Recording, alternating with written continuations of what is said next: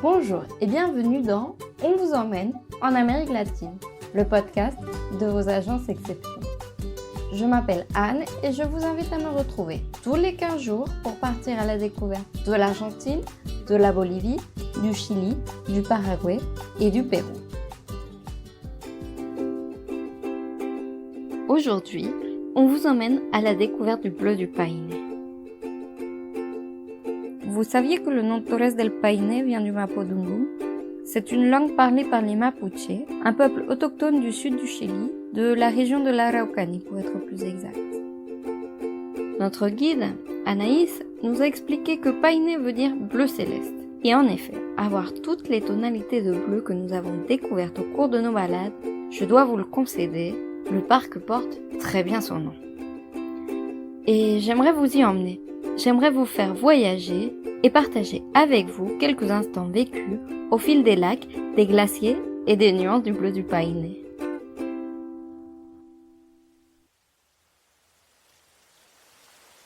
C'était un jour de vent, comme souvent en Patagonie. Nous sommes arrivés à l'hôtel Grey peu avant 12 heures, juste à temps pour y faire le check-in pour la navigation. Il y avait déjà une certaine effervescence dans le hall de la réception. Autant dire que l'agitation ambiante contrastait nettement avec le monde de calme et d'éternité que nous allions découvrir. Par groupe, nous sommes guidés depuis l'hôtel vers une petite plage où nous nous équipons de gilets de sauvetage. Une fois vêtus de cet attirail, nous avons pris place dans de petits bateaux qui nous ont emmenés vers un secteur plus abrité du lac.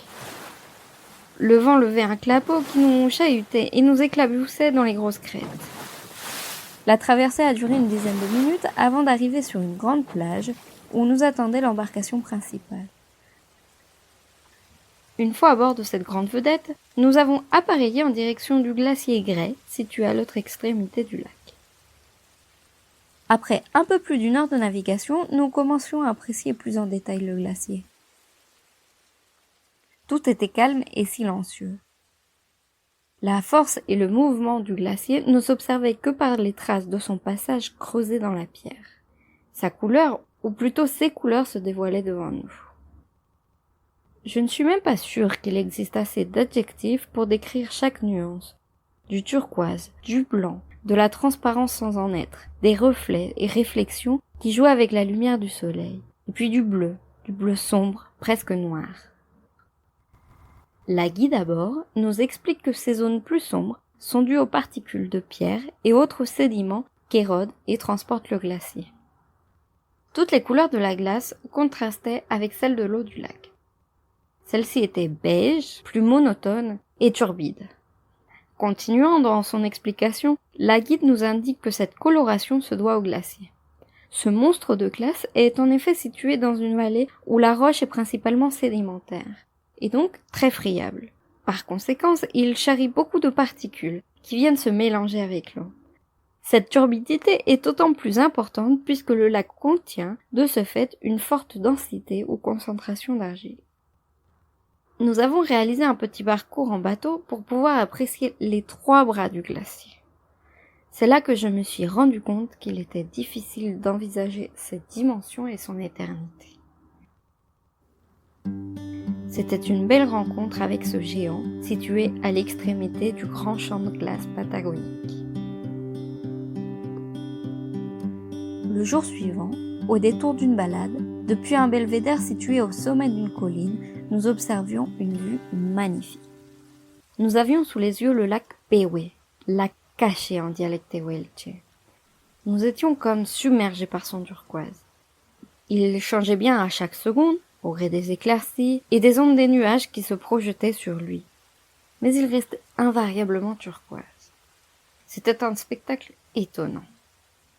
Nous avions de la chance car ce jour-là, nous étions accompagnés d'une guide qui tout au long de la journée nous a aidé à interpréter et comprendre ce paysage qui nous happait à chaque seconde. Plus au fond, nous a-t-elle expliqué, au pied de Los Cuernos se situe le lac Nordenskjöld. Il tire son nom de Otto Nordenskjöld, un naturaliste suédois qui a réalisé un voyage à Torres del Paine en 1889. Et entre les deux lacs, il y a le Salto Grande. une chute d'environ 10 mètres qui sert d'exutoire au Nordenskjöld et alimente en partie le Pérou. Nous avons été interpellés et impressionnés par la différence de couleur entre les deux lacs. Ce contraste était d'autant plus flagrant qu'on pouvait encore voir en aval du Salto Grande les eaux vertes du Nordenskjöld qui ne s'étaient pas encore mélangées et perdues dans le turquoise du Pérou. Mais il était temps de repartir, de redescendre de ce promontoire de choix et de continuer notre chemin vers de nouveaux espaces. Après quelques jours à parcourir le parc et ses alentours, notre escapade touchait à sa fin. Nous allions en chemin vers Puerto Natales. Sur la route, notre chauffeur nous a indiqué que nous pouvions aller voir une dernière curiosité, les fameux trombobites. Le détour n'était pas long et le chemin était de toute beauté. Nous avons même eu la chance de voir plusieurs animaux sauvages sur le bord de la route avant d'arriver sur la rive du lac Sarmiento. Un lac d'un autre bleu. C'est d'ailleurs le seul du secteur qui ne doit pas son origine à un glacier, mais bel et bien aux précipitations. Cette exception lui confère cette couleur toute particulière. Et grâce à la clarté de ses eaux et sa topographie peu profonde, celui-ci est le berceau d'une chaîne alimentaire développée et abondante. On y trouve d'ailleurs des truites de très bonne taille. Depuis notre petite plage, nous observons que les rives du lac sont complètement blanches. Notre chauffeur, qui s'est improvisé guide, nous explique que cette frange blanche autour du lac se devait aux thrombolites. Ce sont des fossiles vivants constitués de carbonate de calcium, érigés par des colonies de bactéries qui ont commencé à se former lors de la dernière glaciation il y a environ 10 000 ans. Chaque année, ils grandissent à peine quelques millimètres sous la surface de l'eau. Et c'est parce que le niveau de l'eau a baissé qu'ils sont maintenant visibles sur les rives. Avant de repartir, nous avons pris le temps d'apprécier quelques spécimens que nous avions sous les yeux. C'était une dentelle de roches très fine et à la fois très complexe. De l'infiniment petite se formaient des roches de quelques mètres de diamètre.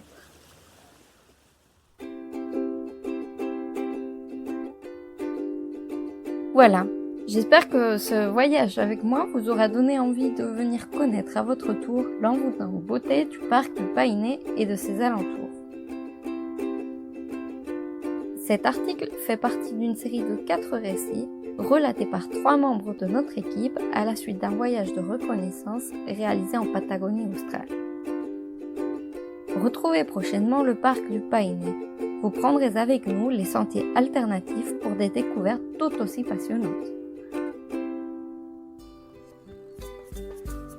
Merci d'avoir écouté cet épisode dont vous emmène en Amérique latine. Pour poursuivre votre voyage et découvrir les photos de ce reportage, je vous invite à suivre le lien dans la description. Et si vous souhaitez découvrir nos destinations et approfondir vos connaissances de l'Argentine, de la Bolivie, du Chili, du Paraguay et du Pérou, vous trouverez également les liens vers nos sites Agence Exception dans la description. Quant à moi, j'étais heureuse de partager ce moment avec vous et je vous dis à dans 15 jours pour de nouvelles aventures.